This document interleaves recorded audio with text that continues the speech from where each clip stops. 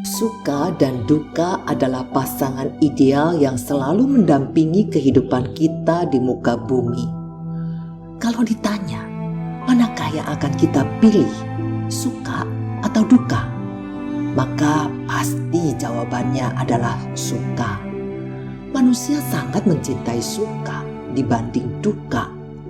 Suka menawarkan sebuah kesenangan, kebahagiaan, keceriaan, kebanggaan bagi siapapun yang sedang mengalaminya. Sebaliknya, duka terkesan dengan penderitaan, kesedihan, kemurungan, kekecewaan, kekesalan bagi siapa saja yang mengalaminya. Padahal belum tentu suka yang kita harapkan adalah baik untuk kita. Begitupun sebaliknya dengan duka belum tentu berarti buruk dalam kehidupan kita.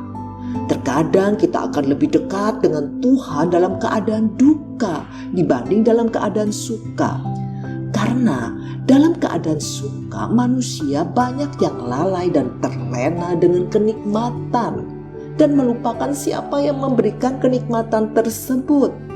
Bahkan tidak jarang seseorang yang sedang berada di atas merasa semua ini adalah hasil usahanya sendiri dan menjadi sombong.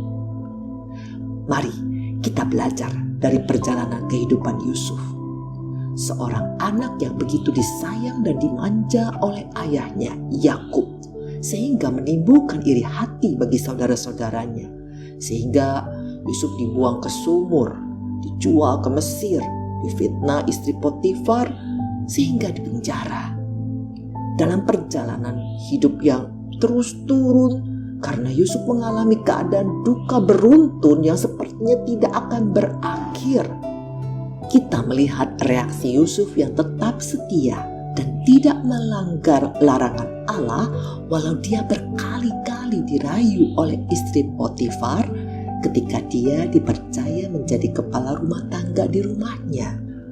Yusuf setia dalam perkara kecil sehingga Allah mempercayakan dia dalam perkara yang lebih besar lagi, ketika Yusuf menjadi orang kepercayaan Firaun di Mesir.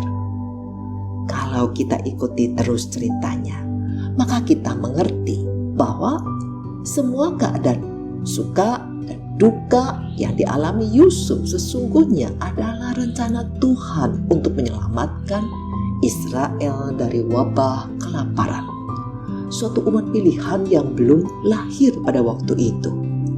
Coba kita bayangkan, seandainya Yusuf tidak dibuang ke sumur, tidak dijual ke Mesir, tentunya dia tidak bekerja dengan Potifar, sampai difitnah istrinya dan dijebloskan ke penjara, sehingga Yusuf bisa menafsirkan mimpi juru roti dan juru minum raja, dan akhirnya Yusuf bisa menafsirkan mimpi Firaun sehingga dia diangkat menjadi penguasa di Mesir. Yusuf mengalami keadaan duka beruntun, namun setelah tiba waktunya Allah mengangkat Yusuf menjadi penguasa di Mesir. Hal ini menguatkan apa yang dikatakan Paulus dalam Roma bab 8 ayat 28. Katanya, kita tahu sekarang bahwa Allah turut bekerja dalam segala sesuatu untuk mendatangkan kebaikan bagi mereka yang mengasihi Dia, yaitu bagi mereka yang terpanggil sesuai dengan rencana Allah. Saudara, Tuhan bisa memakai suka dan duka untuk suatu tujuan yang sudah ditentukannya.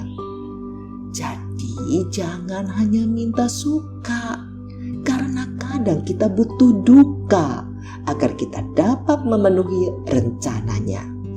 Firman Tuhan dalam Roma 8 ayat 28 hanya berlaku bagi kita yang mengasihi Dia sesuai dengan rencana Allah. Oleh sebab itu, mari kita hidup setia sesuai dengan firman-Nya, agar kita dapat memenuhi panggilan Allah sesuai rencananya dalam kehidupan ini.